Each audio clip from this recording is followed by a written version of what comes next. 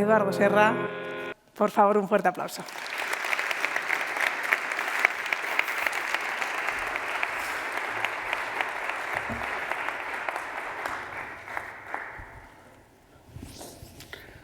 Muñoz Seca, en La venganza de Don Mendo, cuando le elogia a alguien, dice: «Sabed, señora, que de natural soy modesto y me estáis subiendo el pavo». Pues a mí es un poco lo que me ha pasado con las palabras de Angie. Eso me da vergüenza el que se hable así de mí. Muchas gracias, en todo caso. Quiero empezar agradeciendo al BBVA y a su fundación la colaboración que nos prestan y muy singularmente esa cualidad de anfitrión en este maravilloso e incomparable palacio. También a todos ustedes por habernos acompañado en una tarde que era difícil, en una tarde de OTAN, digamos. Y tercero, al jurado. El jurado ha hecho una magnífica labor desinteresadamente y me siento muy agradecido a ellos. Muchas gracias. Les voy a contar una historia, breve, pero una historia. El año 2010 estaba España invadida por el pesimismo. Habíamos tenido la crisis del 2008 y en España esa crisis repitió en el 2010.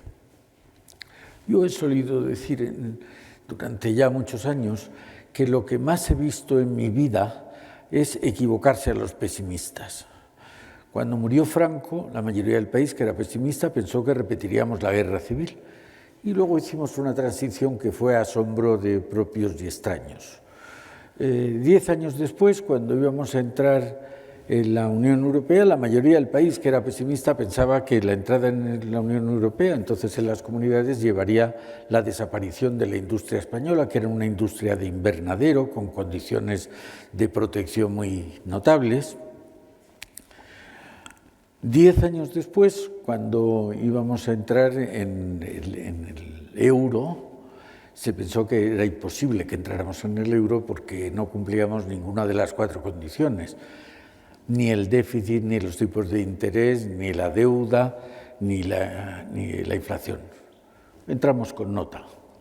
Y 10 años después llegamos ya a la crisis del 2008 y al rebote que os digo del 2010. Y entonces ya sí que era muy generalizada el pesimismo. La historia que empezó con la transición, pues parecía que tenía un fin. Bueno, yo me alegra muchísimo que no fuera así, pero intentando hacer algo, constituimos un grupo de trabajo, 100 empresarios. El empresario siempre es optimista, porque alguien que sacrifica parte del presente en aras del futuro incierto es alguien optimista por naturaleza. Y les pedimos a 100 empresarios, y yo creí que nos iban a decir que sí. Todo esto lo hacíamos desde una fundación que se llamaba Everis. No nos contestarían que sí la tercera parte. Contestaron que sí 98. Y los 2 que después de haber dicho que sí dijeron que no fueron fácilmente sustituidos. Y se hizo un documento que llevamos al rey Juan Carlos y que sentó mal al gobierno de turno, lo cual nos hizo famosos, nos vino muy bien. Y 2 años después, en ese documento Transforma España, habíamos propuesto 8 iniciativas para mejorar España, para hacer de España todavía un país mejor. Yo os revelo que para mí España es un país maravilloso, pero hacerlo todavía mejor. Tenemos defectos que podríamos superar. Y de las 8 propuestas, la más urgente era cambiar el modelo productivo, pero la más importante era cambiar el modelo educativo. Y de alguna manera estamos ahí. Hicimos otro documento que se llamó Transforma Talento en el 2012 y en ese documento se plasmaron, no lo hicieron solo técnicos españoles, como la educación era un problema universal, pues vinieron de todos los continentes, australianos, japoneses, americanos, vinieron y redactaron un documento en el cual se veía, alguno de los aquí presentes fue redactor del documento, que el sistema educativo en España iba disminuyendo el talento de los jóvenes, excepto en la fase de posgrado, donde nos decían que ahí sí se ampliaba. El posgrado era unas enseñanzas no reguladas y donde la iniciativa privada tenía un protagonismo casi absoluto. De manera que los patronos dijeron, entonces vamos a hacer una fundación que se llame precisamente Transforma España. Y esa fundación tendrá como meta, que ya se ha dicho, un país mejor. Pero ahí ya se reveló que había una palabra mágica, que era talento. La Biblia habla de la parábola de los talentos, se hablaba mucho del talento, pero de lo que nos dijeron los redactores de ese documento, vimos, el documento era la piedra filosofal. Cuando se trataba de medir la importancia de las naciones, se decía el territorio, los países grandes podían más, en otra época la población, cuanta más gente podía usted mandar a la guerra, luego las materias primas, el oro. Pero ahora no cabía duda. Lo más importante para que nuestro país sea un país más fuerte, más importante, y sus ciudadanos lo disfruten mejor, es el talento. Y entonces nos pusimos a darle vueltas al talento en todas las dimensiones que se nos han ido ocurriendo. El talento nos parecía un tesoro. El Código Civil, yo creo recordar que define el tesoro como un depósito oculto e ignorado de dinero, alhajas y bienes preciosos. Bueno, pues el talento es un tesoro. Y ese tesoro, ¿por qué brillaba hoy tanto? Ya es un lugar común decir que los dos vectores que definen la situación actual del mundo son, por un lado, la globalización, que probablemente Ucrania esté interrumpiendo, y por otro lado las nuevas tecnologías. Las nuevas tecnologías, yo prefiero hablar de revolución tecnológica y no de revolución industrial, la cuarta revolución industrial o 4.0. Esta revolución que estamos viviendo no afecta a la industria, que por supuesto la afecta. Afecta a la industria, afecta a la agricultura, afecta a los servicios, afecta a las administraciones públicas, afecta a las personas, afecta a la salud, afecta a todo. Por eso, esa, a mi modo de ver, es más importante que la revolución industrial.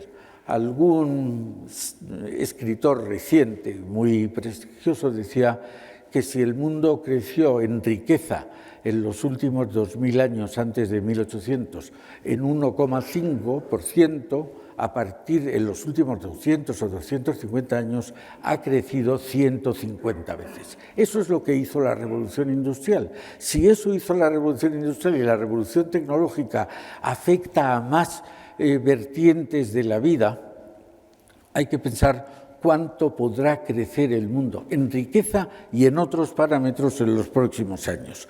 Entonces,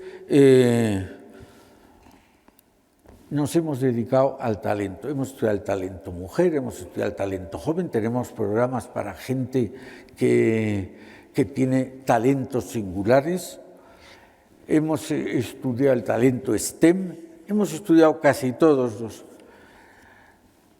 Y de repente alguien, no muy lejano a esta casa, al BBVA, nos dijo el talento senior.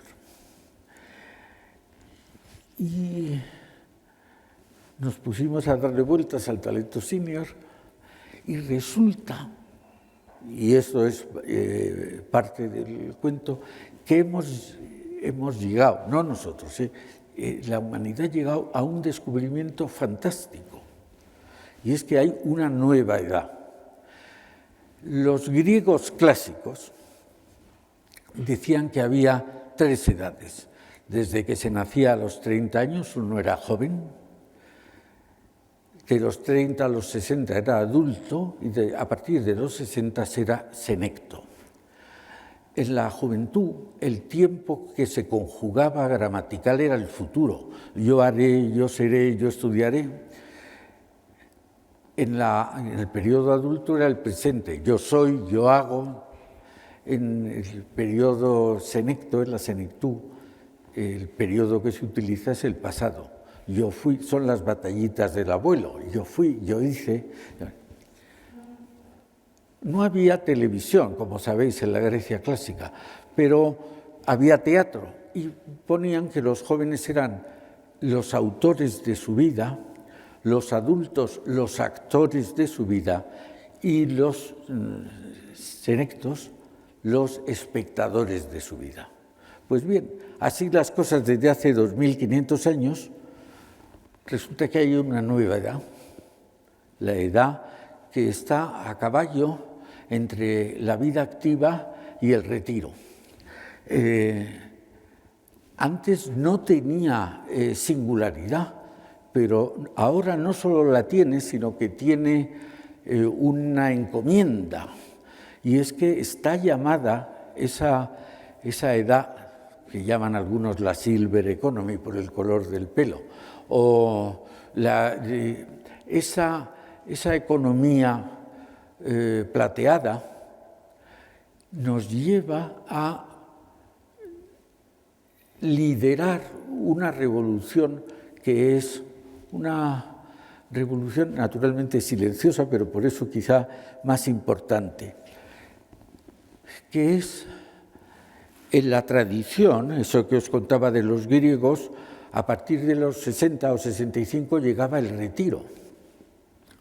En España, a principios del siglo XX, en 1908, empieza el Instituto de Reformas Sociales y empiezan a crearse esas instituciones de ayudar en general a los desvalidos, pero en concreto a los ancianos, y se empieza a hablar de pensiones. Hasta entonces la pensión eran los hijos, que se les llamaba el báculo de la vejez. Pero a partir de ese momento yo creo que empieza una labor de un periodo para prepararse, la juventud, un periodo para trabajar en el periodo adulto y un periodo para el retiro, para la jubilación, etc. Este descubrimiento de una nueva edad nos obliga a pensar que no hay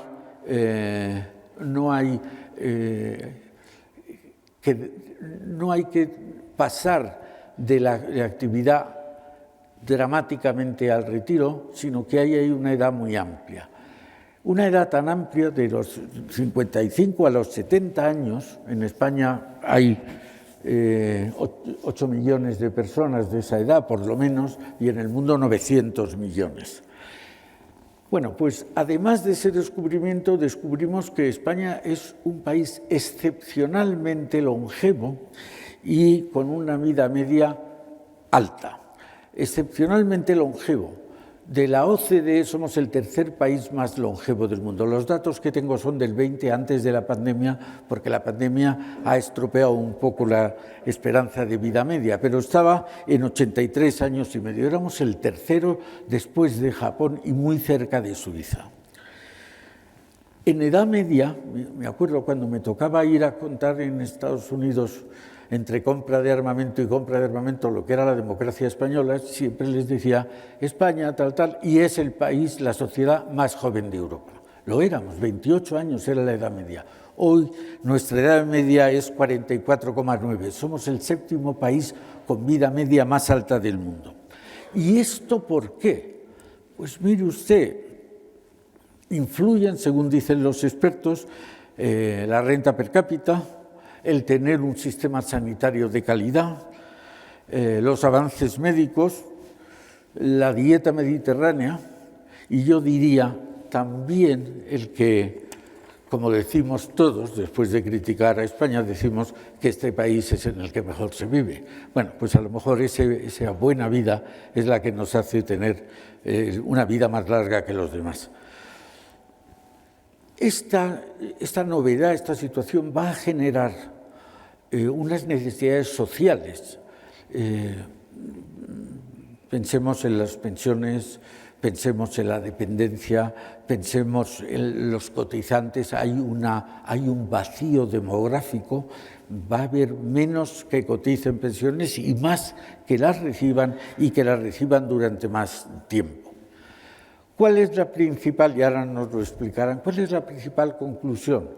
Que deberíamos prolongar la vida activa de la gente.